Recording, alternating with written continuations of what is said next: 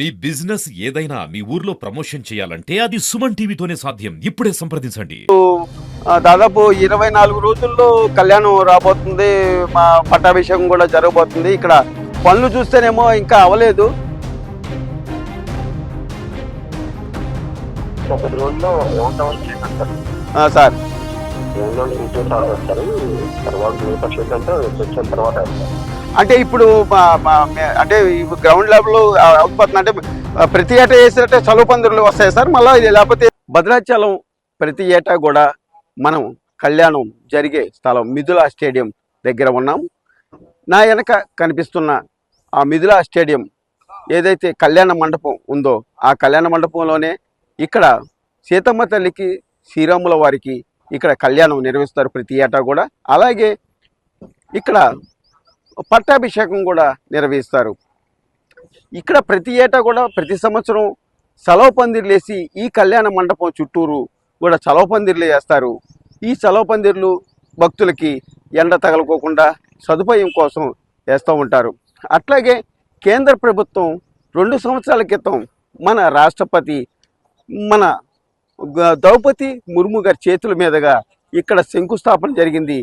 ఈ శంకుస్థాపన దాదాపు 42 కోట్లతో ఈ మిథిలా స్టేడియంలో శాశ్వత షెడ్డులు అలాగే డార్మెంటరీ హాలు నిర్మించాలని శంకుస్థాపన జరిగింది. అయితే ఆ పనులు ప్రారంభించారు. ఆ పనులు ఇప్పుడు 24 రోజులు టైం కళ్యాణం రావడం, 24 రోజుల టైంలో కళ్యాణం వచ్చే పరిస్థితి ఉంది. ఇప్పుడు మనం చూస్తే ఈ మిథిలా స్టేడియంలో పనులు ఇంకా పూర్తిగా కూడా అవ్వలేదు.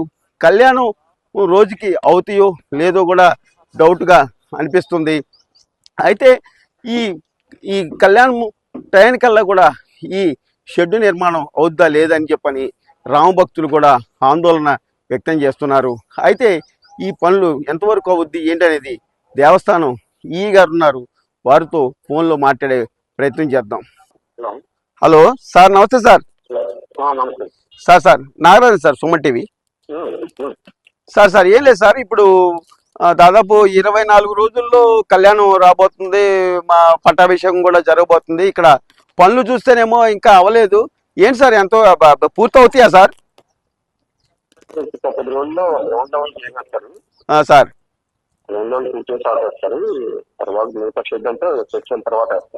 అంటే ఇప్పుడు అంటే గ్రౌండ్ లెవెల్ అవుతుంది. అంటే ప్రతి ఏటా వేసినట్టే చలువ పందిరులు వస్తాయి సార్ మళ్ళీ, లేకపోతే షెడ్ ఏమైనా ఏర్పాటు చేస్తారా?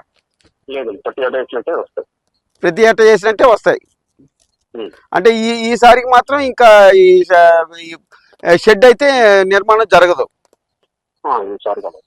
ప్రతి ఏటా జరిగినట్టే కానీ చలవ పందిరులు అయితే వేస్తారు, అంతే కదా సార్?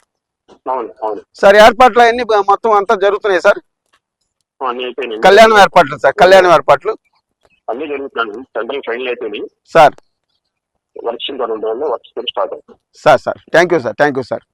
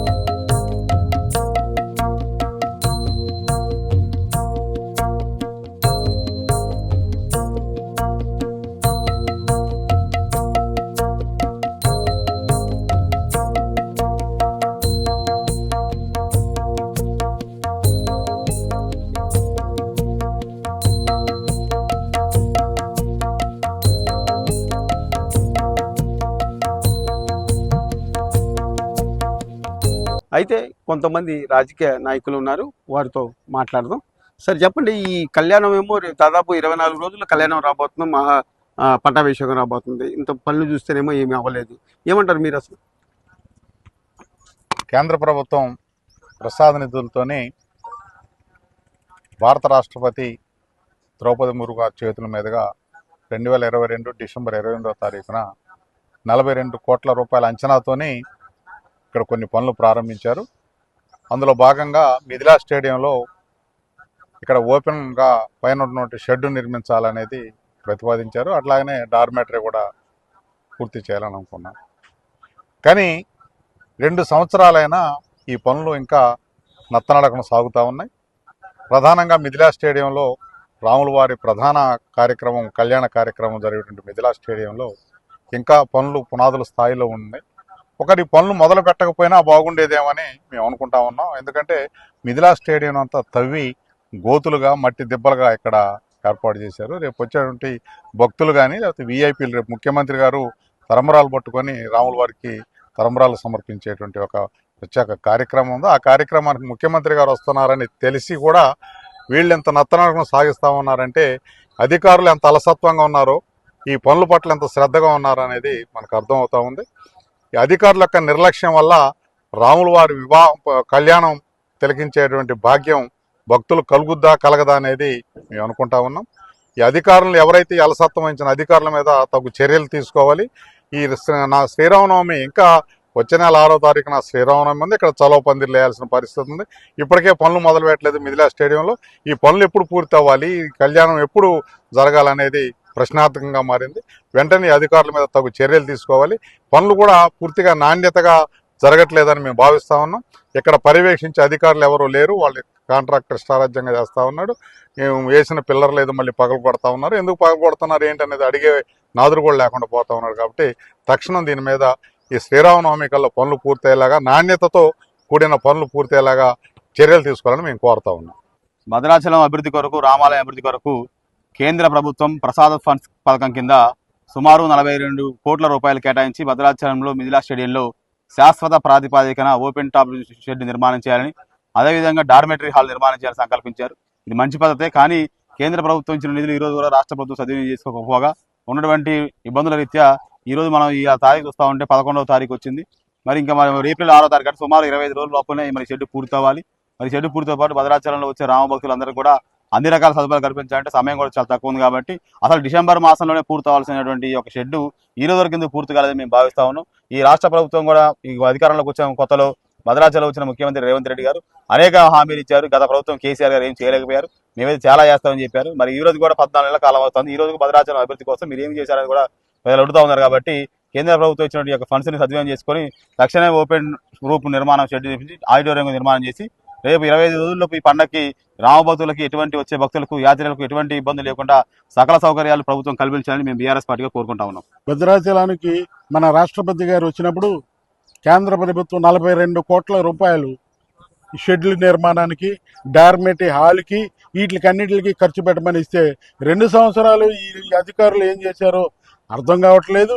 అట్లాగే మన రాష్ట్రపతి గారు ఇక్కడ శంకుస్థాపన చేస్తే ఆమె దేశ ప్రథమ పౌరురాలుగా వచ్చి ఇక్కడికి వచ్చింది భద్రాచలం.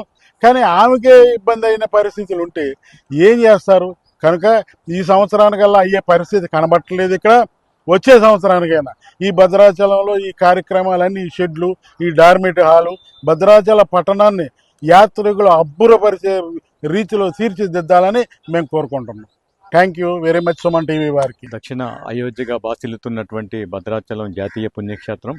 ఇక్కడ ప్రతి సంవత్సరం కూడా శ్రీరామనవమి వేడుకలు జరుగుతూ ఉంటాయి. ఈ వేడుకలకు 2 తెలుగు రాష్ట్రాల నుంచి పెద్ద సంఖ్యలో రామభక్తులు హాజరవుతూ ఉంటారు. కేంద్ర ప్రభుత్వం ప్రసాదం స్కీమ్ కింద ఇక్కడ 46 కోట్ల రూపాయలు కేటాయించడం జరిగింది.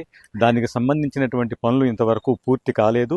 శ్రీరామనవమి ఉత్సవాలు ఇంకొక 26 రోజులు మాత్రమే ఉండగా కూడా ఇక్కడ శ్రీరామ ఉత్సవం జరిగేటువంటి మిథిలా స్టేడియంలో పెద్ద పెద్ద గోతులు తీసి, రాళ్లు తీసి అసంపూర్తిగా వదిలేశారు. దీని గురించి అడిగితే కాంట్రాక్టర్ల నిర్లక్ష్యం అని చెప్పి తెలుస్తూ ఉంది. ఇంకా శ్రీరామనవమి ఉత్సవాలు ఇంకా 25 రోజులు మాత్రమే ఉండగా ఇక్కడ పనులు అసలు కాకపోవటం వల్ల భక్తులందరూ కూడా ఆగ్రహం వ్యక్తం చేస్తూ ఉన్నారు. కాబట్టి తక్షణమే రాష్ట్ర ప్రభుత్వం జోక్యం చేసుకొని అది కాంట్రాక్టర్ చేత ఇక్కడ ఉన్నటువంటి మిథిలా స్టేడియంలో పనులన్నింటినీ కూడా పూర్తి చేయాలని చెప్పి, అదేవిధంగా శ్రీరామనవమి ఉత్సవాలు ఘనంగా జయప్రదంగా జరిగేటట్టు కృషి చేయాలని చెప్పి భద్రాచలం వాసులుగా, రామభక్తులుగా మేమందరం కోరుతా ఉన్నాం. ఎందుకంటే ఇంత పూర్తి నిర్లక్ష్యాన్ని మేము ఎప్పుడూ చూడలేదు. ఇంకా 24 రోజులు మాత్రమే సమయం ఉండగా ఇంకా పనులు పూర్తి కాకుండా ఉండటం అనేది కరెక్ట్ కాదనేది మేము విజ్ఞప్తి చేస్తూ ఉన్నాం. తక్షణమే రాష్ట్ర మంత్రులు, రాష్ట్ర ప్రభుత్వం జోక్యం చేసుకొని వెంటనే ఇక్కడ ఉన్నటువంటి మిథిలా స్టేడియంలో పనులన్నింటినీ పూర్తి చేయాలని చెప్పి మేము డిమాండ్ చేస్తూ ఉన్నాం. కేంద్ర ప్రభుత్వం విడుదల చేసిన ప్రసాద్ నిధుల ద్వారాగా 42 కోట్లు నిర్మించే ఈ ఏదైతే శాశ్వత షెడ్ ఉందో ఈ సంవత్సరానికి కుదరదని, ప్రతి ఏటా లాగే ఇక్కడ చలవ పందిర్లు ఏర్పాటు చేస్తామని చెప్పని అధికారులు చెబుతున్నారు. వీడియో జర్నలిస్ట్ బాలసూర్యతో నాగరాజ్, సుమన్ టీవీ, భద్రాచలం.